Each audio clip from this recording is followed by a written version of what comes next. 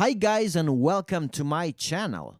I borrowed this pipe wrench from my neighbor last summer to fix my car. But I kinda forgot about it and left it outside in the rain and in the sun, and it got a bit rusty. So I have to do something to it before I give it back.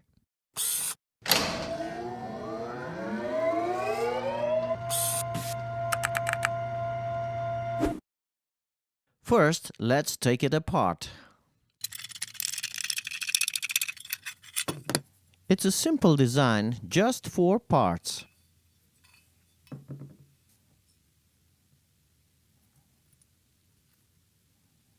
We have to fix this part first because it's crooked and it doesn't fit well into this other part. Nothing we can't fix with a good old hammer.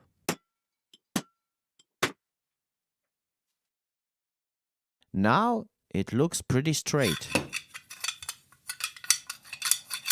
Perfect. Let's now take the rust away with some vinegar. And lid on. Let's just wait a couple of hours. Okay, so it's been overnight. Now let's brush away the remaining rust. It seems vinegar did a pretty good job.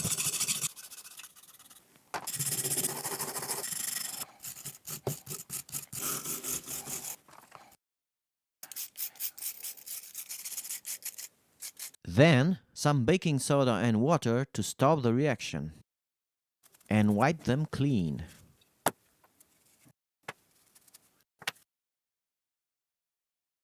I guess I'm gonna leave this part as it is because I love the rough texture.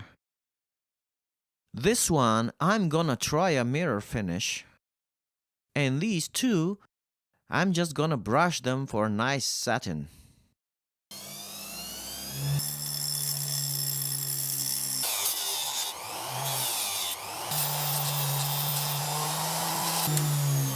I'm gonna flatten this part first, so I mark it with a Sharpie.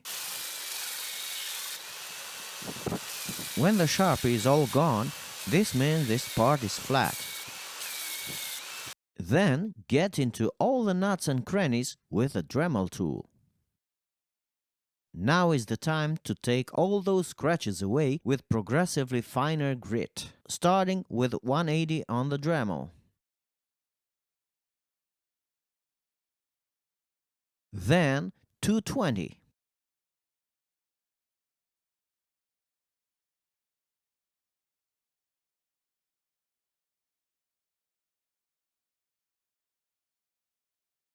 Then hand sanding 500, 800,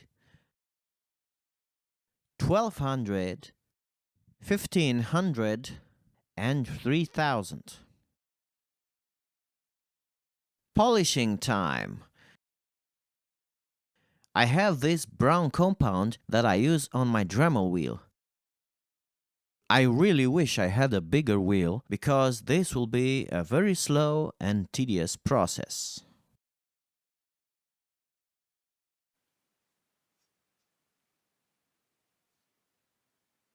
It's starting to get shiny. Now for the hand polishing. I use this 3M automotive compound that actually does a pretty good job.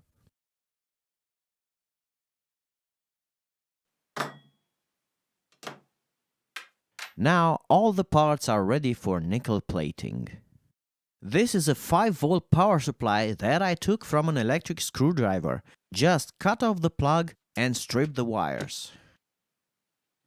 Any 5-volt power supply should work, but depending on its power output, it takes longer or shorter time to plate. Now let's find which lead is the positive and which one is the negative. Negative voltage means that the negative lead is on the red probe. I'm gonna mark it with a knot. Vinegar, salt, and some nickel sheet is what we need for the electrolyte. I'll just cut the nickel into strips and form the anode and the cathode. First the vinegar, then the salt, and mix well to increase the conductivity. Attach the anode and the cathode. Plug the power supply in and wait. It's been 2 days and our electrolyte finally turned green. The anode is almost gone, as you see. Now we have to filter everything and clean the container. We can use this electrolyte for as many platings as we want. Finally, let's start plating. I put some nice alligator clips on the wires and made a new nickel strip for the anode. And our part goes on the cathode.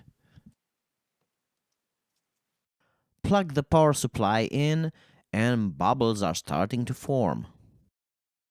We should keep rotating our part for an even coat, because nickel goes from the anode to the cathode on the shortest path. Nice.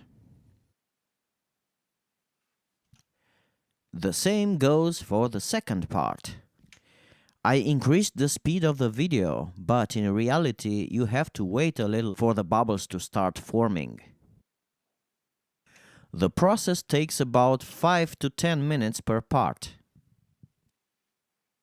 These two larger parts take a bit longer because there's a lot of rotating to do to get that nickel everywhere and form a consistent surface.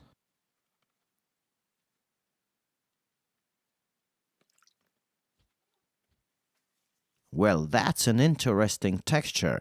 I like it.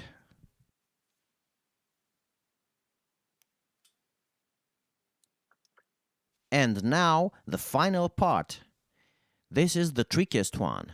There's a lot of moving and rotating, and we have to be very careful to coat it evenly.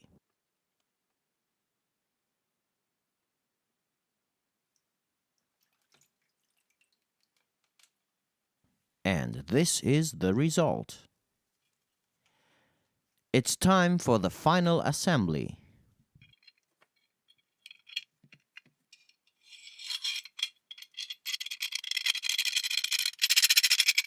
Done.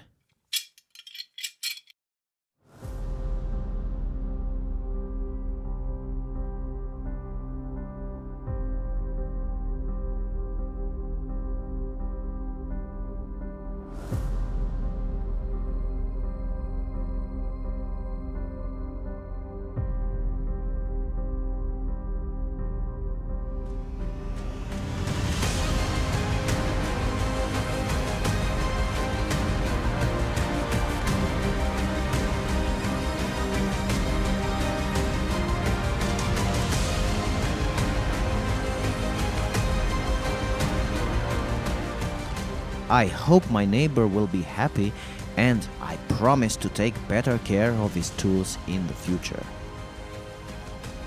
If you guys enjoyed the video, please don't forget to hit the like and subscribe buttons and stay tuned for future videos. Thanks for watching. See you soon.